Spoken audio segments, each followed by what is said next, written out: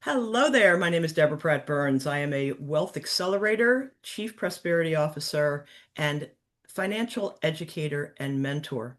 I am delighted to have my guest today, Carolina Fernandez. She is an artist, author, and advocate for women and girls. Today, we're going to be talking about her phenomenal new book, which I adore, and it's called What Color is Your Purse? And she will take us through the genesis of the book and all of the goodies that are included inside, which I do hope you'll get your copy on Amazon or come to our event on Thursday, September 25th at Haven Co-working, 320 Post Road in Darien, Connecticut. We are now sold out, so please sign up on Eventbrite via Zoom, and we will be sure to get you the link. So, thank you so much for joining us today, Carolina. I'm delighted to have you and delighted to Thank see you. you. And congratulations on Thank all you. of your wonderful good work, not only with this book, but all of the books that you have written and all Thank of the you. wonderful things that you do in this world. God bless you. Thank you. What I'd like to start with, what motivated you to write this book? Deb, I have been working on this book for like 12 years, I which remember. is which is really crazy. This is my fourth book. My other ones just came together very, very quickly. I'm glad, and in hindsight, it took some twists and turns that it needed to take to get to where it is right now. So I'm thankful for that. I don't know if you were a part of this, but four of us professional gals back in around the time of the 2008 crash formed a group called Women in Power. Yes, I do remember. And we did an event, and we did them all over, the Fairfield County, Connecticut area. So I don't recall exactly where the location was, but we did one where the topic was personal finance. Hmm. And I was the only financial advisor on the panel. One is a plastic surgeon, one is a lawyer, and one was a business owner. So most of the questions were directed to me.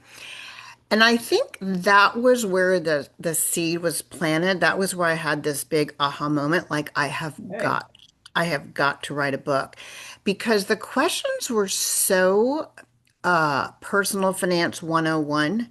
right. The questions that were asked struck me as like, really? You don't know this? I mean, and I I'm feel not the going to same. go over the questions and what they were, but I when we had our postpartum post mortem the next day, the four of us, one of the gals said to me, Carolina, you have got to write a book Mhm. for women. And so that was the seed. Excellent. The Great Recession followed, my practice evolved, life happened. I actually wrote my third book in the middle of this, but it was really seeing the just such a basic level of un, not understanding the way that money works that motivated me. And then I saw it again, of course, in my client practice. I'm sure you did. And that's so interesting because I am clearly finding out the same thing over a period of the past 30 years as a prosperity mentor and educator. I just created the company Literacy to Legacy only 4 years ago. But I have learned that there is a staggering amount of women in the country who really do not have a clear, basic, sort of tangible understanding of how money works and how could it work to their advantage. Right, Right. exactly. So that's what this book is really going to help them with, which I love. Can you take us through that philosophy of creativity on your cover of your book? If you'd Mhm. like to show us the cover, that would be helpful. Sure. Yeah, terrific. There it is. What color is your purse? Yay. And also illustrated by your daughter-in-law, which is beautiful. Yes, and she's a Um, professional illustrator, by the way, it's excellent. in addition to being my daughter-in-law. Yay! I love it. She's very talented. So, creativity is the silver bullet Wall Street desperately needs. Some of us understand that, most of us don't. So if you could take us through that, that would be Sure. helpful. That was really kind of like the broad stroke that I wanted to make in presenting the book as a quote unquote product. Right. Most books written on personal finance are, I mean, let's face it, they're as dry as sawdust. I don't Right. want to read them, and I No. understand money. I can't imagine a woman who really doesn't understand money, who's trying to learn about money, picking up most of the books that are in the marketplace right now, Mhm. money. So I wanted it to be clever in its Mhm. presentation, adding when I say creativity, what I was really trying to do, in addition to the beautiful illustrations that Megan has done, which, we are visual creatures, Right. so we do connect a concept with an image. So that's part of the learning experience is learning by Sure. images. But the other thing is, like you think about it, we are not just money beings. Right. We are wives, we're mothers, we're sisters, we're friends. Mhm. So we have this holistic approach to the way that we handle money. Mhm. And I haven't seen another book on personal finance, particularly for women, that takes a holistic approach to how we view money. So when I say creativity, it's not only, the beautiful illustrations, and learning via image, Right. but it's taking this holistic approach to money. The other thing is it's partly autobiographical. Sure. And the reason it is because people learn through stories. They do. And I think if you can share your own story with other women, Mhm. they can then say, huh, her story, that I get that because that's kind of part of my story. That's right. And so it was this whole approach. We look at the differences in the way that men look at money versus the way Mhm. women do. Right. That's a creative take on money. We Yeah. look at the role of behavioral economics. Other books do that. That's not Mhm. something that's unique to my book, but we do look at the role of personality Mhm. and, Mhm. and money. And during the event on Thursday, we're gonna play a game, if you will, on the difference in really I love it. the purse is a metaphor, but it also shows some really interesting differences in the role of personality in the way we look at money. So Yeah. that's what I mean by creativity is the silver bullet that Wall Street desperately needs. Yes. It's that holistic approach. It's that let's look at the role of personality. Let's look at the role of gender. Let's look at the many different roles that we as women take. We're not we're Right. not just we're not just purchasing officers. Right. Um, so that's really what I was trying to do with this And book. and I so appreciate that, and I know that our listeners and viewers will as well, because that makes a lot of sense. It's relatable. Yes. Um, be curious to know, and a couple of colleagues have shared this with me, when you were a high net worth wealth advisor, what were Yep. the leading concerns of your female clients? Top three. Yeah. Top number one, will I outlive my money? I think we all are concerned about that. Yes. There are, thankfully, there are tools online that Right. can help you. You have to do the work. You have to, Sure. plug the numbers in, but there are tools online that will help you figure out, what is that number that you need in retirement and will you outlive your money or are you going to be okay? That was the number one fear. The other concern slash fear is how can I make more money? Okay. Either from investments or from work or side gigs, or how can I bring in more income into the family? And the third one was, how do I re-enter the workforce? Mm, Particularly if the client had been out of the workforce, as I was. right. I was a financial advisor. I left my job at Merrill Lynch. back in the early 80s, and I came home for 19 years to raise our four kids. Right. And I re-entered the workforce, had to get all relicenses, all retooled. It's challenging to retool as a middle-aged woman. It's very challenging to even get a job offer. Sure. If you've been out of the market for a while. So that was during especially during 2008, 2009, that was a Sure. big. Sure, absolutely. And I love the statistic you had mentioned, the reference I don't recall, but only 6% of women understand or are planning for their retirement number? Only 6% of women have done the calculation. Okay, right. That's Yeah, that's according to a study, I think, by Transamerica. Transamerica. Okay. And the number's way higher for men, and I don't have it on the top of my Sure. head, but That's okay. yeah, and you combine that statistic with I think the statistic is 4 out of 5 men will read the financial section of a paper, or they'll read a financial Hmm. journal. Only 1 to 2 out of 5 women will. So Okay. when people say, "Hey, there's no gender gap. Women get money as easily as men do," the statistics just don't bear that out. The research That's doesn't right. bear that out. The research says there's still a very wide gap, and that's why this book is written primarily for women. Although I've had, 3 men have blurred my book. My husband has read my book. That's the only book I've written. It was my fourth book. It's the only one he's ever read, and he really enjoyed it. He's like, "This That's is not great. just for women. This is All for men too." right. But it's really directed toward, you know, recognizing that there's a pretty serious gender gap. That's right. And particularly with the many trillions of dollars in wealth transfer Yes, occurring mostly to women to manage, right, right.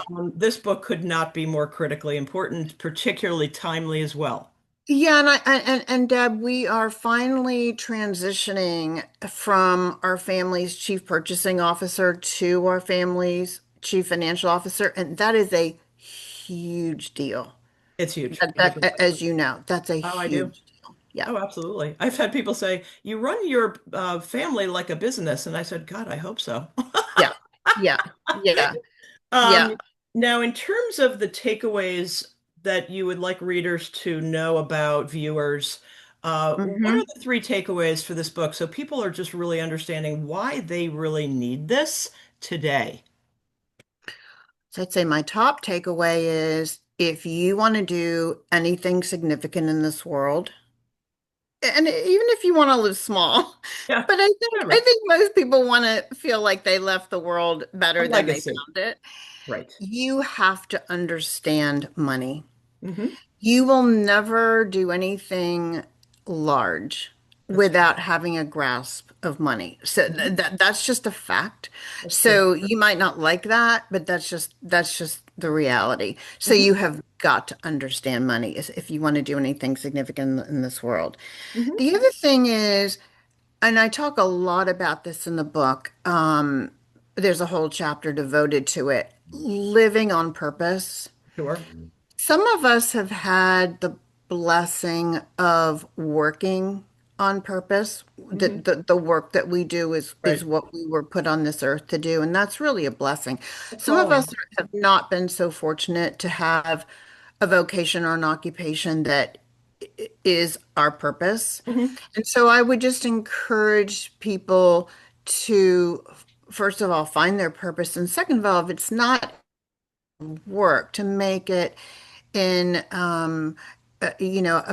become a passion project like the work that we do Right. in Rwanda. Hmm. But you have to find that for which you were made. That's my, and people might say, what does that have to do with money? It has a lot to do with money, because to live on purpose, to live out your passions will require money. That's right. I mean, at some point, either donating it or, so again, Yeah. money does make the world go round. You have to Yes. understand this. And the third takeaway would be, and I say this a lot, some people are really good at making money. Hmm. It just seems to come naturally to them, and some people are not. Some of that is tied to vocation. Hmm. Social workers don't make as much money as neurosurgeons, let's just face it. So, Right. so and that's nobody's fault because that's just the way our culture has structured things. Right. But my take is make as much money as you can in whatever way that is. Understand it Hmm. so that you are wise in dealing with it. Hmm. Acknowledge that you are a steward of it versus an owner of it. I talk in Hmm. the book a lot about the concept of stewardship versus ownership, Right. so that you can then give as much of it away as possible. One of the things that I really hope to get across in this book is opening people's eyes to the needs of the world. Right. The needs of the world are so great. Hmm. And if everybody could do even a little bit, we would alleviate so much pain in the Very true. world. Very true. And to do that, you need to give money away. That's right. So I'd say, honestly, one of the biggest focuses of the book is philanthropy. It's giving it Exactly. away. Tithing. Tithing is a first good start. Yeah, and it's so interesting that you say that, Deb, because just this morning I was on LinkedIn and I saw one of the guys that I follow post Rich Man, Poor Man's, Oh, sure. I guess it was like his Kawasaki. top 20 list. And the thing that he put, and I don't want to get into a, theological, ideological argument here, but the thing that his number one rule is pay yourself first. Yes. The Bible talks about give your first fruits to the Lord. Hmm. So tithing is a give your first fruits to others Yes. concept, not giving it to yourself concept. So, as a Christian, I'm very bold in proclaiming that giving money away Hmm. is, you know, not only is it a biblical imperative, but it's a really wonderful way to live out That's your right. purpose. That's right. And so, make as much money as you can, understand it, acknowledge that you are a steward of it, not an owner, and then give as much of it away as you can. Absolutely. And I'm so glad that you reiterated that because I think people need to understand, like you're saying, even if it's a small amount, whatever Yeah, the effort may be, as long right, as you are gracious in helping others without any agenda of your own, right, exactly. just Yes, that is a good stewardship kind of action. right. And I think people, that's a great takeaway also that people need to understand. That is one of the greatest joys of this world. It is, and In so doing. I don't think enough people who talk about money and money management and personal finance talk about that angle of it. So I wanted to make sure that that was really heightened in the book, and I do devote at least a whole chapter just to that, as well as it's kind of and you've read the book, it's kind of woven throughout the book. Yes, it is. It is. And I think it's a beautiful concept and one that I hope that most people who are reading the book, listening and viewing, can really get their arms around and begin to adopt. Because again, it is one of the greatest joys in our lives is to give back and to give it away. The last question I have for you, and this is a hard one because we all have that one or two or three mentors, people in our lives that have had such a tremendous impact. But I'm sure there's one person that's had the biggest impact on the most powerful impression on you as a woman. And who is that person and why? Be curious to know. I, I've had mentors along the way. In my career. I had a wonderful mentor as an artist when Hmm. I was in art school painting. But as far as money, the mentor who would mean the most to me would be my mom. Oh. Um, I do tell this story in the book of the tragic death of my dad Hmm. when he was 45 years old, killed in a private plane crash. My mom was widowed at age 40. Mm. They had a wonderful marriage and she, didn't understand money at all. My dad did all that. And so she literally went from 0 to 100 Hmm. as far as learning about money. She started at 0. And I did become her financial advisor as an adult. Hmm. And I was happy to say that when she passed, she had a very nice legacy to leave on to her family. Beautiful. Um, she learned how to be very careful with money and Hmm. she learned about money. She understood it. She understood how it worked. She understood the difference between stocks and bonds. She understood back in the day you clipped coupons on Right. municipal bonds. And she did that. She had a money mentor. She had a family friend who was older who took her under his wing when my father was killed and taught her everything about money and she absorbed it. Excellent. She embraced that role. And that had a profound impact on me Mhm. because first of all, we had a life that we never imagined. You know, my dad was a corporate exec, so we had a, very, very nice, Mhm. comfortable life. And when he was killed, there were a couple years where, we really didn't know what the future held Mhm. for us financially. And when it's one thing to read about that. Sure. It's another thing to see it in someone else when you live it, Mhm. when you're living it in your own household. It's different. Mhm. It has a profound impact. So I would say without a doubt, as far as the one person who influenced the way that I think about money would be my mom. She was also a very generous giver. You know, one of the things they say is when you're looking at the legacy of a person go through their check register, some Yeah. of us still keep those. I know it's all done digitally now, but when she passed and I looked at her check register, I was just so pleased and so Mhm. proud of her to see that, how much money she really gave away. So that had a tremendous impact too on my view of philanthropy and just giving money away. Oh, that's beautiful. That's wonderful. I also, my mom and we, as you know, had a very similar circumstance, not anywhere near as tragic, but death came to our Yeah. family as well very early on. And my dad was 50 when he passed. And my mother was responsible also for our family as well as my grandparents. So to watch her evolve through that process was really remarkable and Yeah. really sort of centering, and gave us a little bit of a different perspective on how Right. important it is. Yeah. I think what I've also gotten out of your book is it's important to learn how to leverage money. Leverage Yes. it in the respect of how can I use this for the greater good of my family, of my neighborhood, of my neighbors, of my community, and so forth. So Right. I think that there's so much to learn from you, from your book, and I would love to have you all who are viewing, please go to Amazon, and in a couple of days you can purchase her book online. And What Color Is Your Purse? I'm sure you could also, if you wanted to, reach out and see her on social media. So you will see some of our work on social media together. And again, if you can come to the event on Zoom on Thursday, the 25th, we would be delighted to have you as our in-person event is sold out at Haven Co-working. We also are planning to potentially have this event again in New York City at another co-working location in the future. So please stay tuned. Thank you so much again for your good work, your stewardship, your philanthropy, and your beautiful heart. Thank And you, Deb. thank you Thank you, Deb. again. All right. Have a Appreciate it great so day. much. All You righty. too.